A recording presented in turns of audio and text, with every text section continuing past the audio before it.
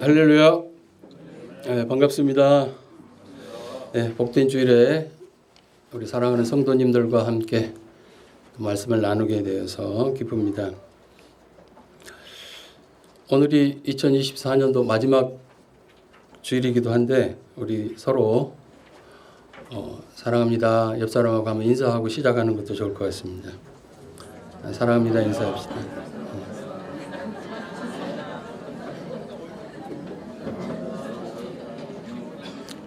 네.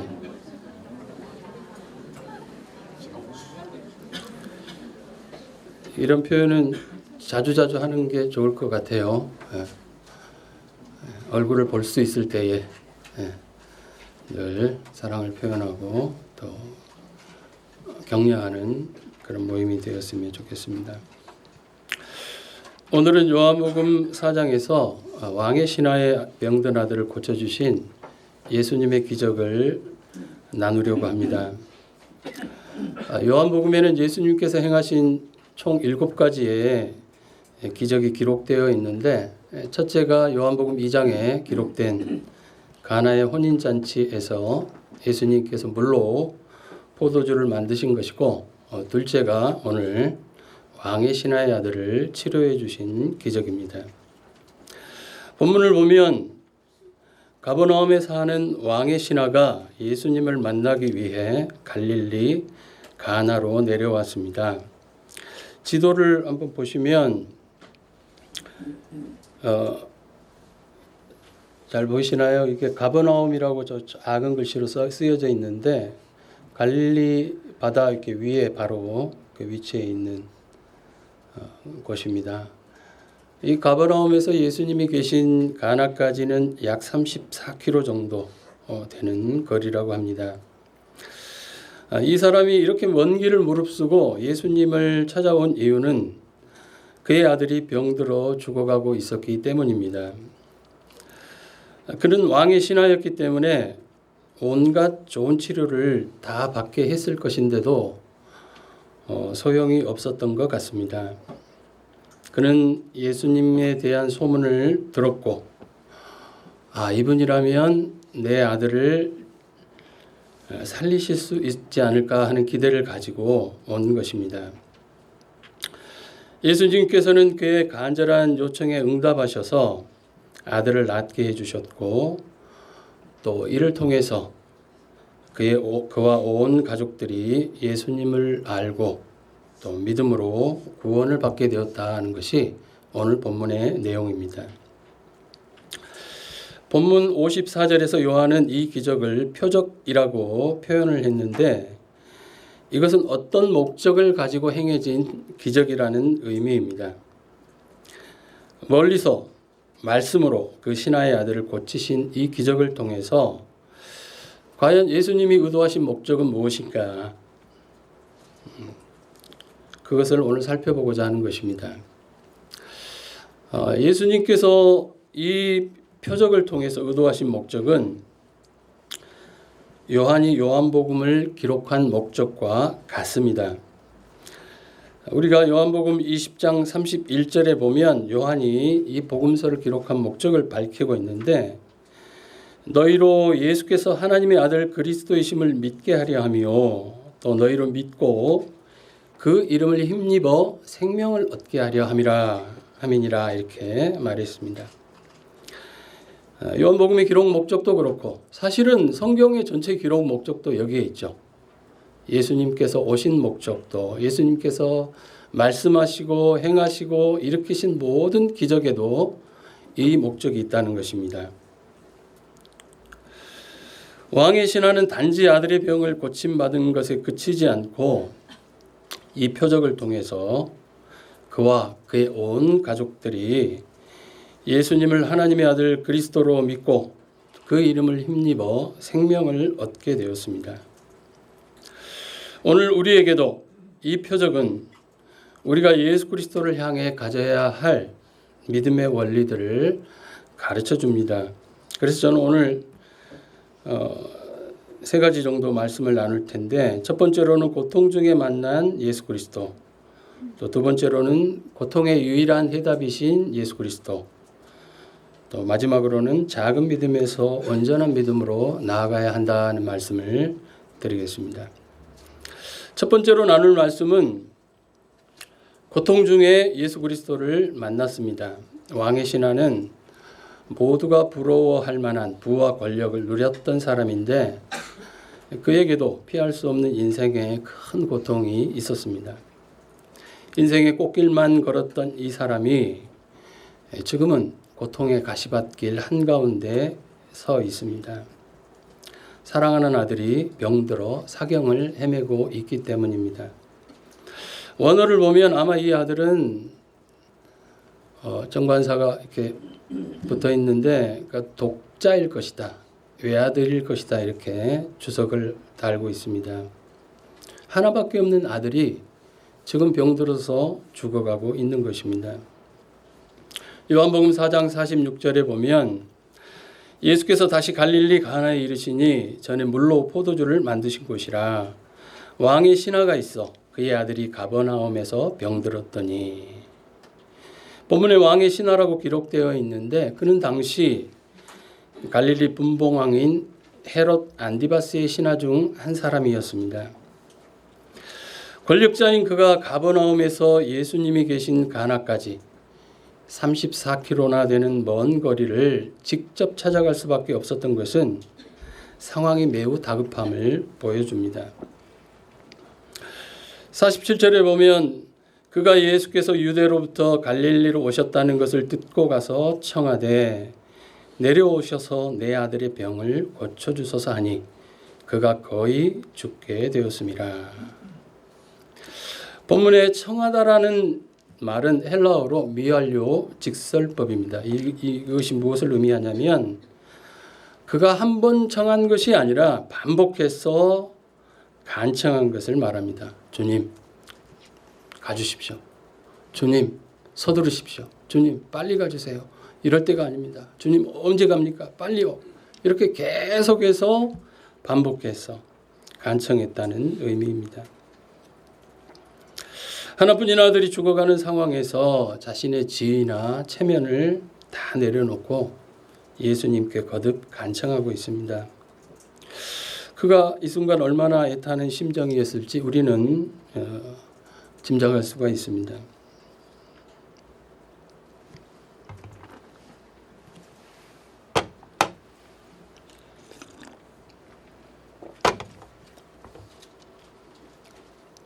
제가 애가 타네요. 물을 좀 마시고.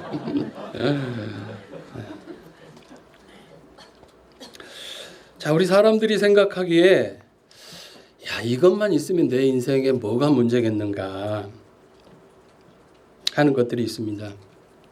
돈만 좀 넉넉하게 있다면, 뭐 좀 더 높은 지위를 가질 수 있다면, 좋은 직장에 취업만 된다면, 또는 내가 원하는 배우자를 만나서 행복한 가정을 꾸릴 수 있다면, 또 노후를 위해서 뭐 두둑한 연금이 보장된다면 뭐가 걱정할 게 있겠는가.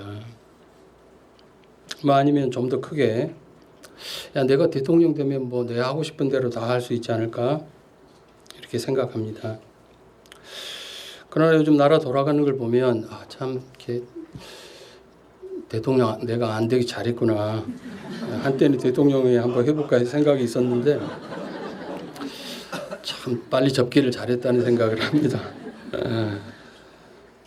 자, 우리가 그런 것들을 다 가졌다고 해서 인생의 고통에서 면제될 수는 없는 것이죠. 왕의 신하처럼 부와 권력을 가졌다 해도 우리 자신의 힘으로 해결할 수 없는 많은 문제들을 안고 살아갈 수밖에 없는 것이 우리네 인생입니다. 자, 그런데 왕의 신하가 겪고 있는 고통엔 분명한 뜻이 있었습니다. 아마 그는 왜 자신이 그런 고통을 겪어야 하는지를 몰랐을 것입니다. 고통을 겪는 많은 사람들이 생각하듯이 그저 운명이겠거니 혹은 운이 나빠서 내 가정에 이런 고통이 왔구나 생각했을지 모르겠습니다. 그러나 우리는 앞뒤의 모든 과정을 성경을 통해서 보기 때문에 그가 직면한 고통에 하나님의 선하신 뜻이 있음을 깨닫게 됩니다. 그는 이 고통 때문에 예수님을 찾아왔고 아들이 병고침을 받았을 뿐만이 아니라 예수님을 믿음으로 그와 그 온 가정이 구원을 받는 일이 일어나게 되었습니다. 만약에 이 신하에게 이 고통이 없었다면 그는 예수님을 찾지 않았을 것입니다. 멀리서 들려오는 예수님에 대한 소문이 그에게는 그리 큰 의미로 다가오지 않았을 것입니다. 사람들은 일반적으로 아쉬울 것이 없으면 하나님을 잘 생각하지도 않고 찾지도 않습니다. 누가복음 15장에 나오는 탕자의 이야기에 나오는 그 아들이 아버지를 버리고 자기 몫의 재산을 다 받아 챙겨서 먼 타향으로 갔을 때에 그는 가진 돈을 다 탕진하게 되었고 설상가상으로 흉년까지 만났습니다. 돼지들이 먹는 쥐염 열매도 못 얻어먹게 되었을 때에 그는 비로소 회개하고 아버지께로 돌아오게 됩니다. 저는 한번 상상해 보았습니다. 만약에 이 탕자가 아버지께 받은 이 돈을 가지고 비트코인에 투자를 해서 엄청난 부자가 되었다면, 물론 그때 비트코인이 없었겠지만, 또는 이 유산을 종잣돈을 삼아서 스타트업 기업을 이렇게 일으키고 또 대박을 터뜨렸더라면 절대로 아버지께 돌아가지 않았을 것이라고 저는 확신합니다. 인간이 그렇습니다. 그러나 탕자가 타향에서 겪은 그 모든 고통들이 그의 등을 떠밀었고 그의 아버지께로 돌이키게 만들었습니다. 하나님 아버지께서는 탕자와 같은 우리들도 고통 중에 불러주셨습니다. 여러분 처음에 어떻게 예수를 믿게 되셨습니까? 저는 하나님께 영광 돌리려고 예수 믿지 않았습니다. 그건 나중의 일이고요. 죄의 짐이 너무 고통스럽고 인생이 행복하지 않고 만족이 없어서 좀 행복하고 싶어서 예수 믿었습니다. 이제 나중에 하나님께 영광 돌리는 건 그 나중의 일이었죠. 아마도 여러분이 예수님 없이 행복하고 만족했다면 여기 오지 않았을 것이라고 저는 생각합니다. 제가 언젠가 설교에서 인용한 적이 있는데 새빛 맹인 선교회를 섬기시는 안요한 목사님 이야기입니다. 기억나시나요? 네.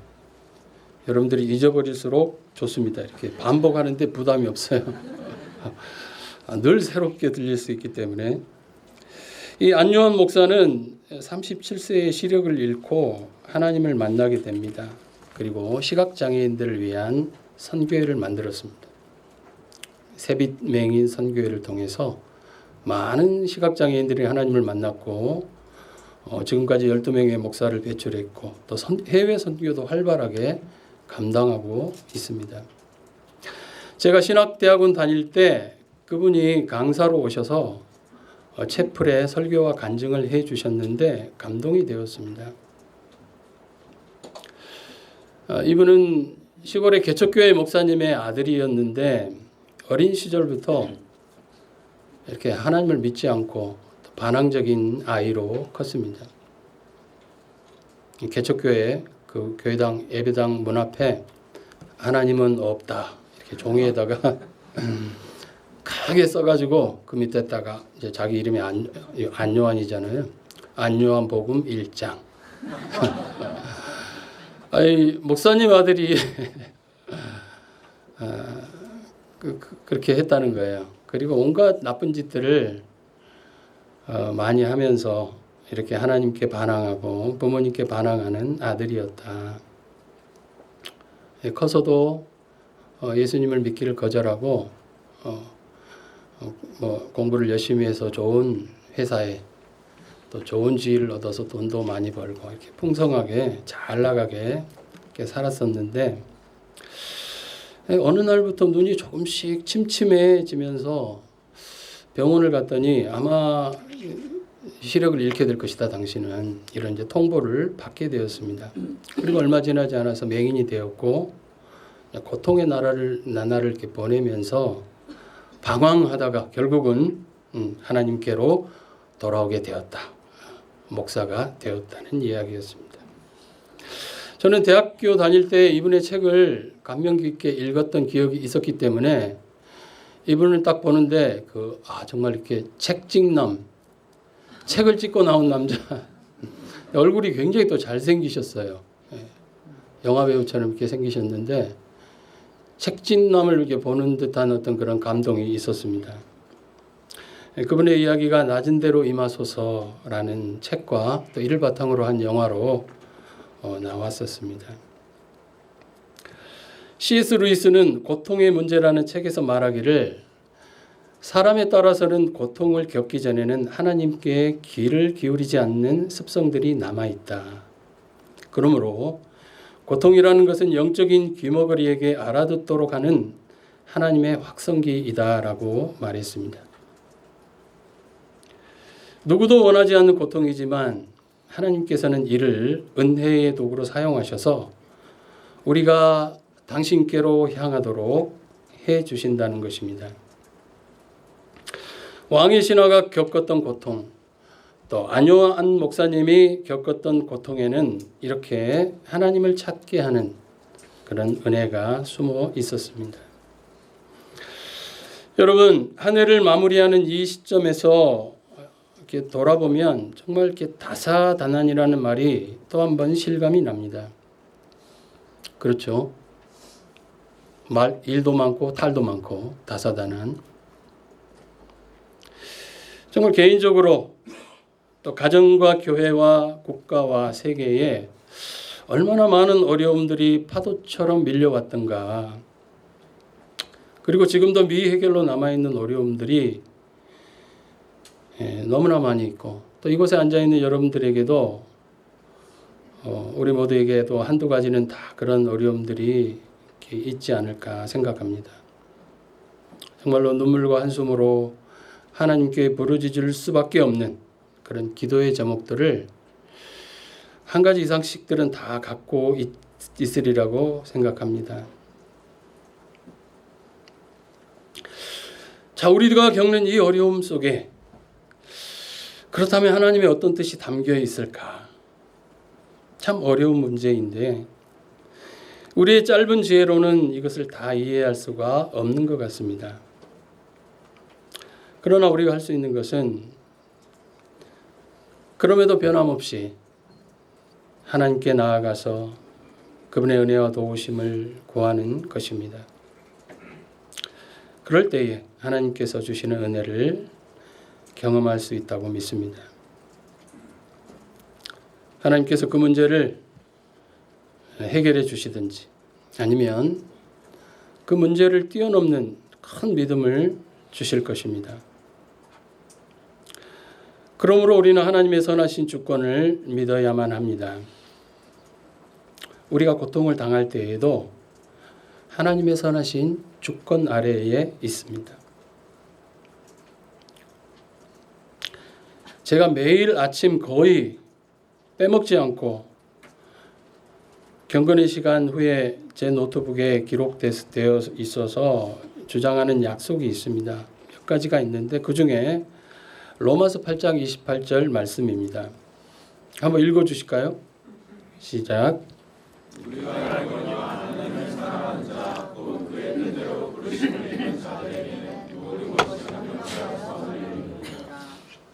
모든 것이 합력하여 선을 이루느니라.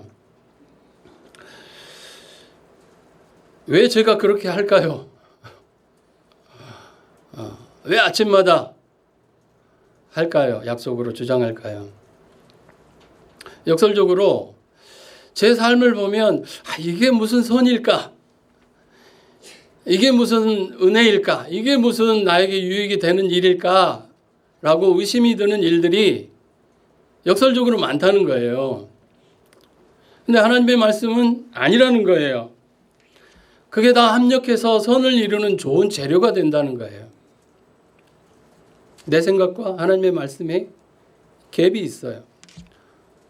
내 생각 따라가면 안 되잖아요. 그래서 이 약속을 필사적으로 붙들고 맞다. 선을 이루신다. 이 일도 그렇다. 저 일도 그렇다. 다 그렇다. 어떻게 보면 좀 몸부림을 치는 시간이 아닌가. 좀 믿어야 됩니다. 이걸 내가.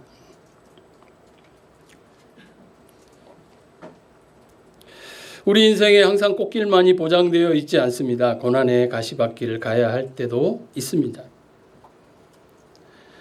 우리 인생에 잔치하는 순간도 있지만 금식해야 하는 순간도 있습니다. 영어로 이렇게 feast와 fast, 잔치와 금식. feast도 있지만 fast도 있다. 그게 우리의 인생이다. 우리는 모릅니다. 우리는 feast만 있으면 좋겠다 싶은데 잔치만 하면 얼마나 좋은가 싶은데 또 fast가 있다는 거예요. 지금은 모릅니다. 여러분, 계시를 하나님의 드러난 뜻이라고 한다면 섭리는 하나님의 감춰진 뜻입니다. 계시는 하나님의 밝히 드러난 뜻, 섭리는 하나님의 뜻은 뜻인데 감추어져 있는 하나님의 뜻. 제가 예를 들어서 한번 설명해 보겠습니다. 하나님께서는 다윗을 왕으로 세우겠다고 계시하셨습니다. 선지자를 보내셔서 그의 머리에 기름을 부음으로써 하나님의 확실한 뜻을 선명하게 보여주셨습니다. 헷갈릴 게 없어요. 이제부터 다윗을 왕으로 내가 삼는다. 명확한 계시를 보여주셨어요. 근데 섭리는 뭐냐면 이런 다윗이 왕이 되기까지 상상할 수 없는 많은 고통을 겪어야만 했다는 것입니다. 거기에는 우리가 이해할 수 없는 하나님의 감추어진 놀라운 뜻이 있다는 거예요. 하나님은 그 섭리를 통해서 하나님이 계시하신 다윗을 왕으로 삼겠다는 그 계시를 이루어 가십니다.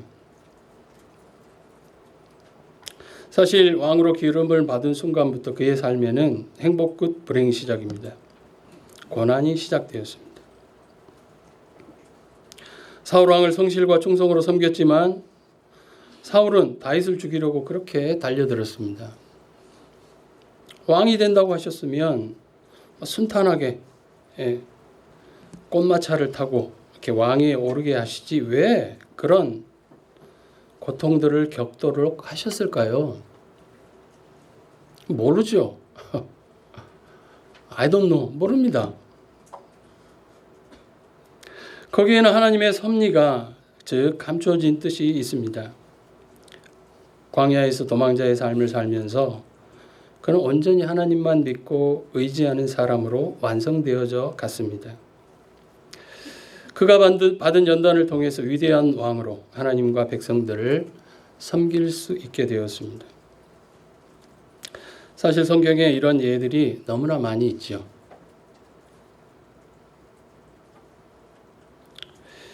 그래서 우리에게는 하나님을 믿고 기다리는 인내하는 믿음이 필요합니다.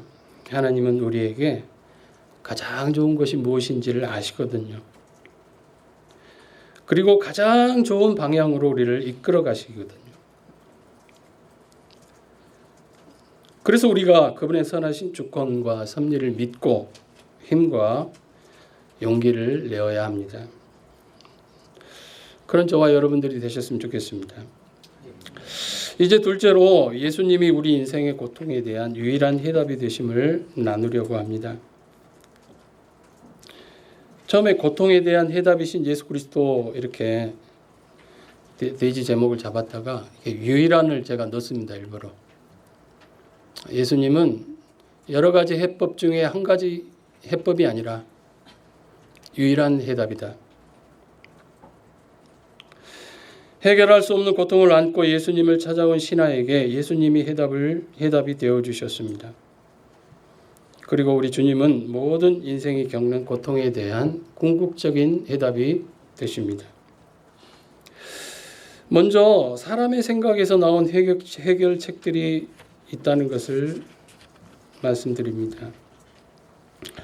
결론적으로 말하면 이것은 오답입니다. 왜냐하면 인생은 노답이거든요. 왕의 신하가 예수님을 찾아온 것은 참 잘한 일입니다. 해답이 있는 분께 온 거니까요.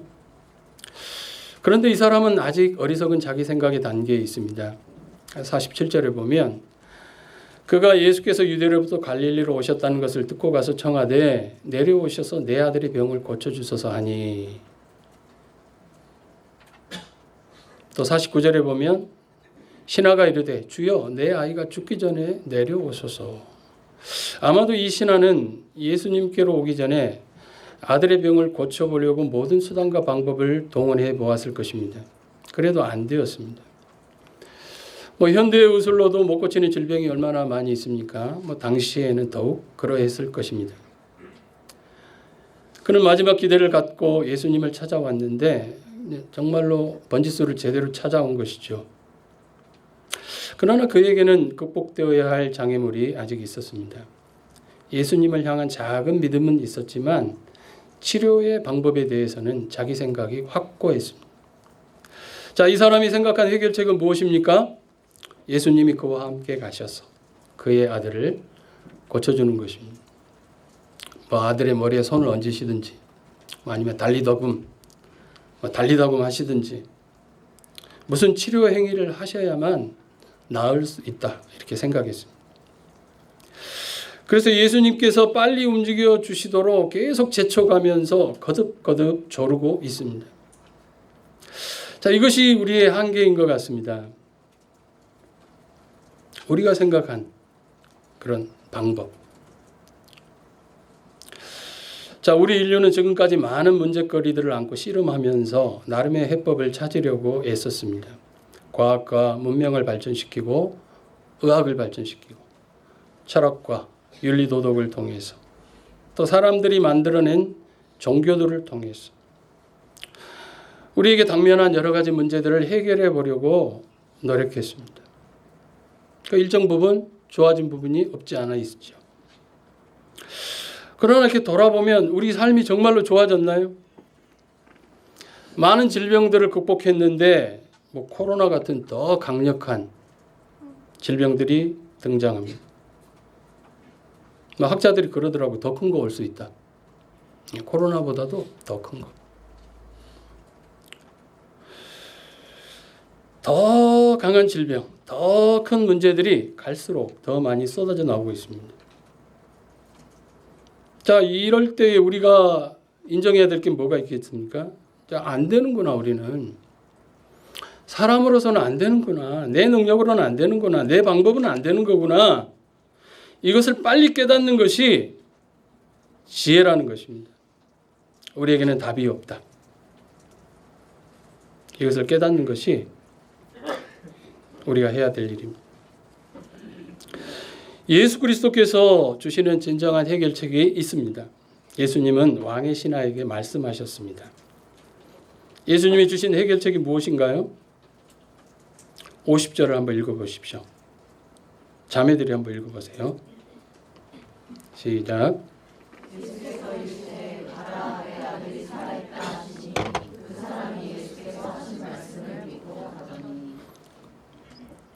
내 아들이 살아있다. 지금 나았으니 이제 믿고 돌아가면 된다. 굉장히 심플하죠. 근데 어찌 보면 참 맥 빠지는 이야기입니다. 눈에 보이게 뭘 이렇게 행동을 하시지도 않고 그냥 내가 말하면 되는 거니까 너는 그냥 믿고 가. 네 아들이 살아있다. 말씀이 해결책이라는 것입니다. 하나님의 말씀은 그 자체가 능력이 있기 때문에 예수님은 하나님이시기 때문에 그분이 말씀하시면 그대로 된다. 예수님은 이 사람에게 이 사실을 깨닫게 해주고 싶으신 것입니다. 자, 결과가 어떻게 됐습니까? 51절부터 53절 다 같이 한번 읽어보십시오. 시작.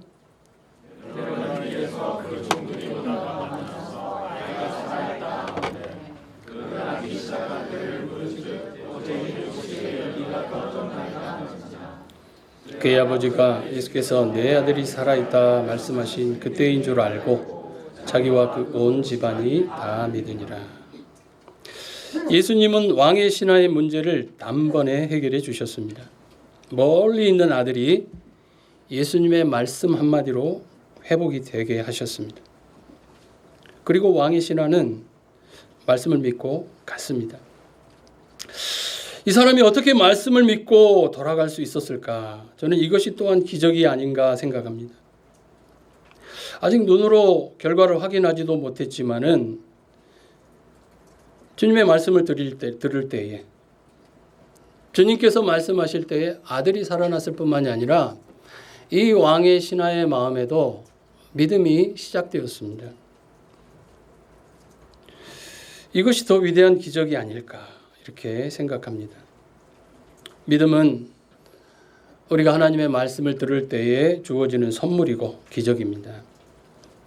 그러므로 우리도 늘 하나님의 말씀을 듣는 일에 힘써야 합니다. 설교를 들으시고 또 성경 공부하는 시간, 또 수련회, 또 겨울에 예비된 그런 겨울 훈련 모임들을 통해서 들려지는 말씀들이 있습니다. 잘 듣고 마음을 열고 하나님께서 내게 무엇이라고 말씀하실까 이렇게 귀를 기울이시기를 바랍니다. 여러분, 하나님은 절대로 침묵하시는 분이 아닙니다. 하나님은 가라사대의 하나님이십니다. 그래서 성경에 보면 가라사대, 가라사대, 가라사대가 그렇게 많습니다. 귀를 기울이고 그분의 말씀을 잘 듣는다면 반드시 답을 얻게 될 것입니다. 제가 살면서 안타까운 점이 하나 있는데 어떤 사람이 어떤 경로를 통해서 하나님의 말씀을 듣게 됩니다. 인생의 답을 찾지 못해서 고민하고 방황하고 갈등하다가 드디어 번지수를 잘 찾아왔어요. 하나님께로, 그분의 말씀께로 왔으니까요. 자, 그런데 어떤 이들은 이분도 답이 아니구나. 성경에도 답은 없는 거구나. 기독교도 안 되는 거구나 하고 이렇게 돌아서는 사람들이 있어요. 차라리 몰랐다면 덜 안타까울 텐데 해답을 주시는 예수님 앞에까지 왔는데 이 산이 아닌 개비 하는 말 있잖아요. 이분도 답이 아니네 하면서 다시 돌아가는 사람들이 저는 가장 안타깝습니다. 자, 우리 중에는 이런 사람들이 한 사람도 없기를 바랍니다. 우리는 우리 자신의 생각을 내려놓고 하나님의 말씀에 귀를 기울여야만 합니다. 여러분, 살다 보면 내 생각과 하나님의 말씀이 충돌할 때가 있어요. 그때 우리가 가져야 할 태도는 무엇일까요? 귀를 막고 그냥 내 생각대로 하면 안 됩니다. 망하려면 귀부터 망하고 살려면 귀부터 산다는 말이 있어요. 들어보셨어요? 처음 듣는 표정인데 그런 말이 있어요. 망하려면 귀부터 망하고 살려면 귀부터 산다는 말이 있는데 이게 무슨 말이냐면 우리 보이스피싱에 당하는 것을 이렇게 생각해 보면 이렇게 알 수 있어요. 우리가 그 사람을 언제 봤습니까? 확인할 만한 증거를 보았어요. 근데 그 사람이 이렇게 말을 하는데 처음 듣는 말이에요. 그냥 모르는 사람이고. 근데 듣는 것부터 이제 시작되는데 그때가 참 중요해요. 저도 이렇게 몇 번 받아봤는데 이렇게 고객님 하면서 이렇게 요즘은 이제 많이 세련됐다 그러는데 딱 알겠더라고요. 예, 알겠습니다. 바로 끊어버렸는데 듣고 무시하느냐 아니면 말려들어서 송금을 하느냐, 네, 그 갈림길이 거기에 있습니다. 여러분, 우리에게 들려오는 수많은 소리들이 있어요. 세상에서 들려오는 소리, 권위 있어 보이는 사람들의 가르침, 꽤 그럴듯하고 이성적이고 논리적이고 과학적으로 보이는 그런 합리적으로 보이는 그런 소리들이 있습니다. 뭐 그것만 있습니까? 나의 내면에서 막 이렇게 올라오는 또 소리들이 있잖아요. 우리는 우리 자신을 스스로 지혜롭게 여기는 경향들이 있습니다. 그러나 헛똑똑이라고 이렇게 들어보셨어요? 헛똑똑이. 굉장히 자기가 똑똑한 줄 아는데 보면 헛똑똑이야. 우리 겸손해야만 합니다. 내 생각을 내려놓고 하나님의 말씀을 들어야 합니다. 그래서 예수님께서도 말씀을 선포하시면서 자주 이런 말씀을 하셨어요. 들을 게 있는 자가 들을지어다. 다 귀를 갖고 있는데 예수님의 말씀을 듣고 튕겨내는 사람들이 있고 또 그 겸손한 마음을 가지고 잘 듣고 받아들이는 사람이 있다는 것이에요. 그래서 우리는 이렇게 기도해야만 합니다. 하나님의 말씀을 들을 길을 주십시오. 겸손하게 받아들이고 순종할 길을 주십시오. 이렇게 기도해야만 합니다. 하나님께서는 듣고자 하는 자에게 들을 길을 주시고 또 순종하고자 하는 자에게 순종할 능력도 주시는 분이십니다. 두 번째로 예수님은 영원한 치료를 주시는 분이십니다. 왕의 신하에게 당면한 문제는 아들 문제였죠. 그러나 예수님이 보기에 그 문제는 너무 작은 것이었어요. 일시적인 것입니다. 왜 그렇습니까? 육신의 질병은 육신의 죽음만 가져오기 때문입니다. 그리고 우리 모두는 결국 죽습니다. 뭐 병에 걸려 죽든지 죽어요. 병이 나았다고 해서 안 죽는 거 아니에요. 반면에 영적인 질병이 있는데 이것은 영혼이 멸망할 질병입니다. 그리고 그 질병은 죄입니다. 사실 우리가 겪는 모든 고통의 원인도 그 뿌리에 보면 실상은 죄가 있었습니다. 죄에서부터 시작된 고통. 예수님은 우리의 몸과 영혼을 능히 지옥에 떨어지게 만드는 이 영원한 질병을 해결해 주십니다. 왕의 신하는 지금 당장 죽게 된 아들이 회복되는 것이 당면한 문제였지만 그가 아직 인식하지 못하고 있는 진짜 필요한 문제는 죄로 인해 영원한 멸망을 받을 영혼이 구원을 받는 것입니다. 여러분 아들이 나오면 뭐합니까? 지옥 가면 다 소용없지 않습니까? 아들이 회복되어서 다시 화목한 가정으로 돌아가면 무슨 소용이 있습니까? 그저 즐겁게 살다가 온 가족이 함께 영원한 멸망으로 떨어진다면 뭐 다 헛된 거 아니겠어요? 예수님께서 주시는 진정한 치료는 죄와 사망을 해결하시는 것입니다. 누구도 해결할 수 없는 이 죄 문제를 주님은 우리를 위해서 해결해 주셨습니다. 십자가를 통해서 다 이루셨습니다. 누구나 예수님을 믿음으로 이 해결을 자신의 것으로 받을 수 있습니다. 여기 있는 모든 분들이 다 예수님을 믿음으로 영원한 치료를 받으시기를 바랍니다. 자, 이제 마지막으로 왕의 신하는 병 낫는 기적을 구했지만 예수님은 그에게 믿음을 주시고 더 온전한 믿음에 이르게 해주셨다는 것을 나누려고 합니다. 기적을 구하고 믿음을 배운 것입니다. 그래서 세 번째로는 작은 믿음에서 온전한 믿음으로 나아가라 이렇게 적용적으로 말씀드리고 싶습니다.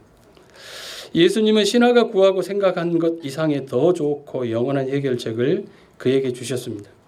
그것은 예수님이 그와 그의 온 집안을 구원하심을 믿는 참된 믿음, 구원의 믿음이었습니다. 예수님을 찾아온 신하에게 나타난 믿음의 단계들이 있습니다. 모든 단계마다 예수님의 도우심이 있었습니다. 처음에는 예수님께서 행하신 그런 일들에 대한 소문이 그에게 작은 믿음을 일으켰습니다. 예수님이 우리 아들을 고쳐주지 않을까? 그리고 그 믿음을 가지고 예수님께 찾아왔습니다. 그리고 그 다음 단계는 예수님이 아들이 살아있다 하신 말씀을 믿는 조금 더 진보된 믿음이었습니다. 그러나 이 단계에서 아직 그의 믿음은 구원에 이르는 믿음은 아니었습니다. 단지 예수님이 치료해 주실 것이라는 그런 기적을 믿는 믿음이었습니다. 그의 믿음은 자라가는 단계가 필요한 믿음이었습니다.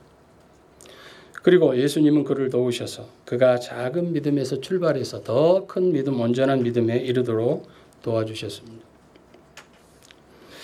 예수님은 우리에게도 믿음을 주시고 우리의 믿음을 도우셔서 온전한 믿음에 이르도록 해 주십니다. 그래서 그분은 믿음의 주요, 우리를 온전케 하시는 분이라는 것입니다. 자, 우리 믿음에도 단계가 있어요. 이곳에 계신 분들은 다 믿음이 있어서 여기에 나왔어요. 여기에 있는 분 중에 믿음 없는 사람 없습니다. 믿음이 없으면 이렇게 예배 드릴 수가 없어요. 이렇게 지루한 설교를 이렇게 앉아서 들을 수가 없습니다. 그러나 우리 믿음은 온전한 믿음으로 더 나아가야만 합니다. 더 자라가야만 합니다.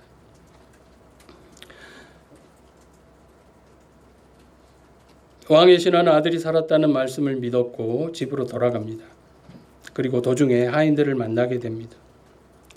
51절, 52절을 보면 내려가는 길에서 그 종들이 오다가 만나서 아이가 살아있다 하거늘 그 낫기 시작한 때를 물은즉 어제 7시에 열기가 떨어졌나이다 하는지라. 과연 집에서 오는 종들로부터 아들이 회복되었음을 듣게 됩니다. 그런데 이 사람이 참 신중하죠. 역시 왕의 신하답습니다. 신중한 이 공무원의 태도. 나 같으면 그냥 아이고 할렐루야, 야 잔치하자, 소잡아라 막 이렇게 할 텐데 그의 아들의 회복 소식에 도취되어 있기보다는 예수님의 말씀을 한번 확인해 보고 싶은 생각이 들었습니다. 신중하죠. 과연 예수님이 말씀에서 나았는지 아니면 그냥 우연히 나았는지를 확인해 보았습니다. 이것은 어떤 의심이 아니라 자신의 믿음을 다시 한번 확고하게 하는 과정입니다. 그리고 예수님이 회복을 선포하신 그 순간에 아들이 살아난 것을 확인하고는 그의 믿음은 이제 차원이 달라졌습니다. 기적을 믿는 믿음에서 구원의 믿음으로 나아가게 되었습니다. 53절 다 같이 읽어봅시다. 시작. 그의 아버지가 예수께서 내 아들이 살아있다 말씀하신 그때인 줄 알고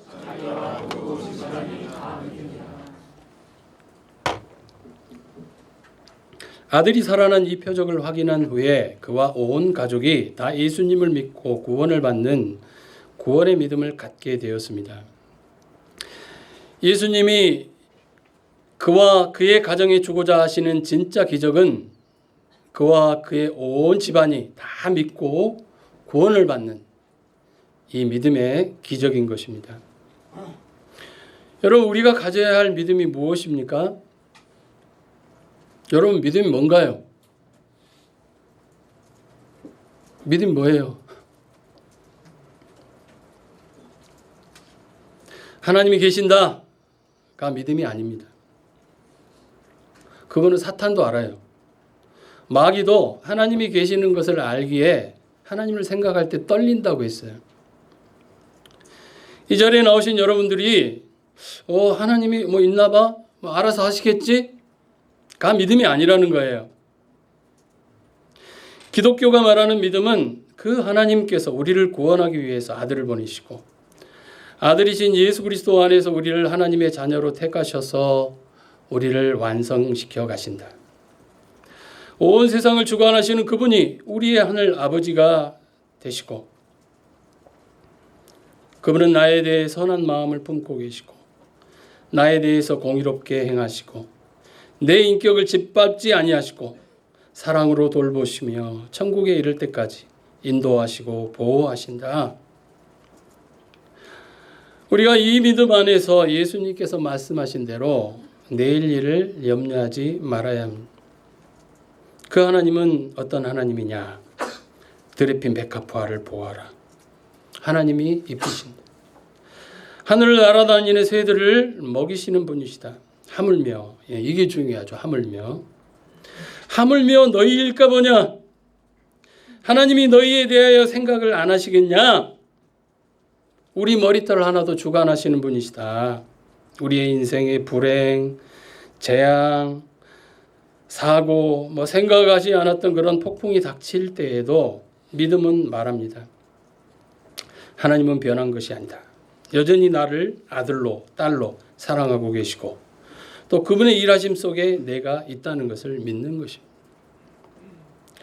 그래서 이렇게 고백합니다. 사나 죽으나 우리는 주님의 것입니다. 이것이 우리가 가져야 할 온전한 믿음입니다. 마지막으로 적용 한 가지만 하고 말씀을 마치겠습니다. 하나님의 자녀된 우리를 향한 사랑을 믿으십시오. 믿으십시다. 저도 포함됩니다. 잘 안 믿어질 때가 있더라고요. 저도. 우리 믿으십시다. 이것이 온전한 믿음입니다. 오늘 말씀을 통해서 우리에게 적용할 수 있는 온전한 믿음은 이 믿음입니다. 헤롯 왕의 신하도 긍휼히 여겨주신 주님이 진정한 왕이신 예수 그리스도의 신하, 아니 그분의 자녀인 우리를 얼마나 더 긍휼히 여겨주시겠습니까? 하나님께서 우리를 얼마나 귀히 여기시는지, 얼마나 큰 사랑으로 사랑하시는지를 믿어야 합니다. 신명기 33장 29절에서 모세는 이렇게 말합니다. 이스라엘이여 너는 행복한 사람이로다. 이스라엘이여 너는 행복한 사람이로다. 왜 그렇습니까? 앞에서 이런 이야기를 했거든요. 신명기 33장 27절에 보면 영원하신 하나님이 내 처소가 되시니 그의 영원하신 팔이 내 아래에 있도다.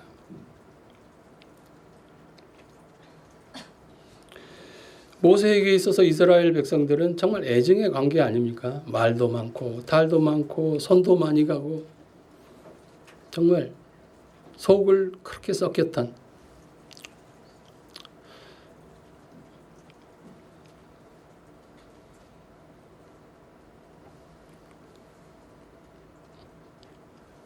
그런데 믿음의 시야로 하나님의 시야로 보니까 너는 행복한 사람이다.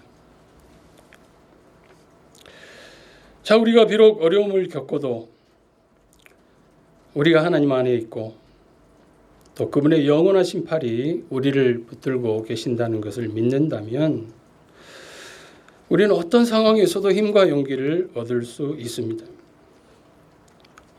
고통이 와도 이겨낼 수 있습니다.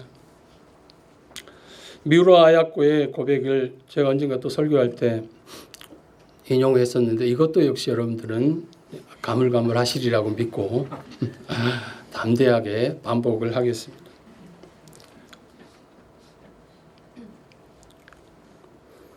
그가 이렇게 고백했는데요. 하나님, 당신이 하시는 일은 언제나 옳습니다. 왜냐하면 내가 나를 아는 것보다 당신은 나를 더 잘 아시고 내가 나를 사랑하는 것보다 당신은 나를 더 사랑하시기 때문입니다. 언제 이런 고백을 했을까요? 복이 막 쏟아질 때 기도하니까 막 응답이 째깍째깍 되고 문제가 다 해결이 될 때 이런 고백을 한 것이 아니고 그는 우리가 아는 대로 평생 질병에 시달렸습니다. 그의 주옥 같은 많은 작품은요. 그가 이렇게 침대에 누워서 그녀가 이렇게 남편에게 불러준 것을 남편이 받아준 빙점 나중 그러니까 많죠. 작품들이.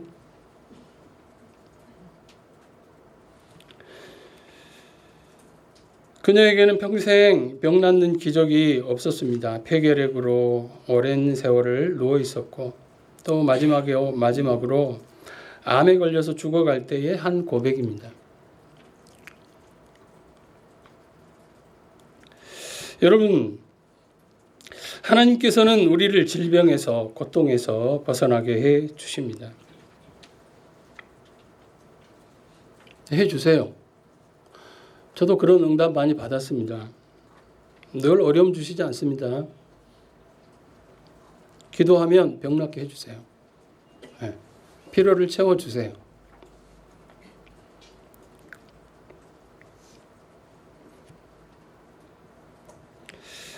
자, 그러나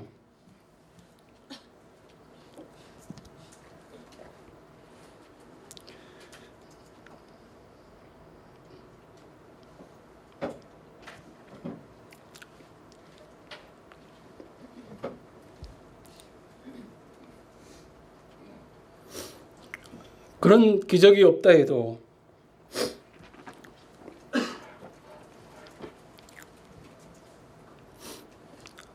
우리가 가져야 할 온전한 믿음은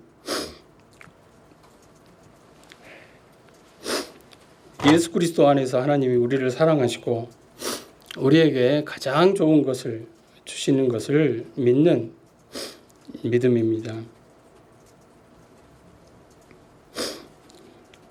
한 해를 이렇게 마무리하면서 이렇게 돌아보면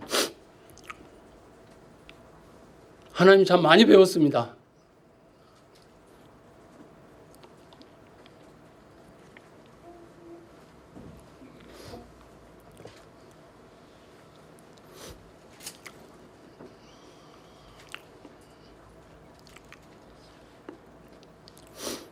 여러분 많이 배우셨죠?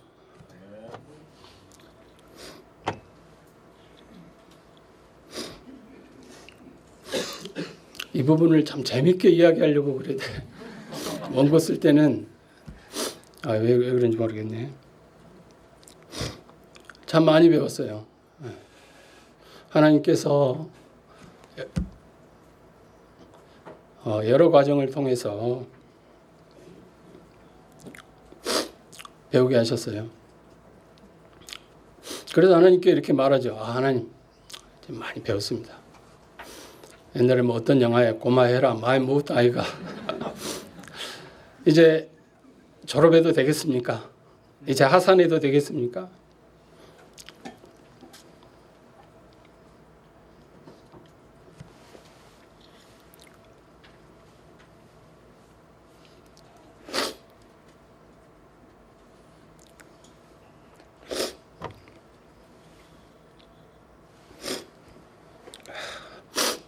죄송합니다.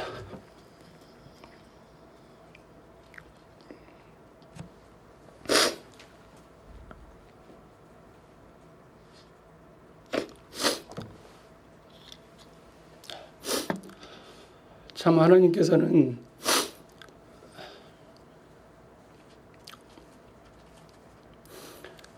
더 높은 단계로 더 온전한 믿음으로 우리를 이끌어가기를 원하시는 것 같아요.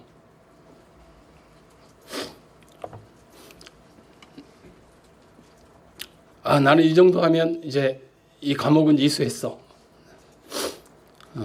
뭐 가난, 질병, 고통, 뭐 겸손, 낮아짐, 뭐 종됨. 참 많이 배웠다. 이제 졸업할까요? 하나님께서는 다음 과를 펼치시오. 유치원 졸업하면 끝이 아니잖아요. 산수도 어려웠는데 이 진학을 하니까 또 수학을 하라 그러네. 막 미분적분이 나오네요. 그리스도의 학교에는 졸업이 없더라고요. 그냥 가야 돼요, 끝까지.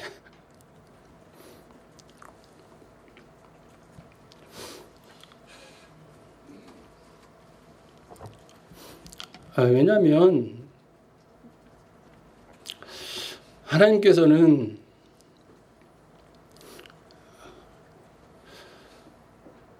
당신의 아들을 죽이실 때에 우리에게 천국 가는 티켓 한 장 쥐어주려고 그렇게 하신 것이 아니기 때문에 그렇습니다. 더 가라. 더 가야 한다.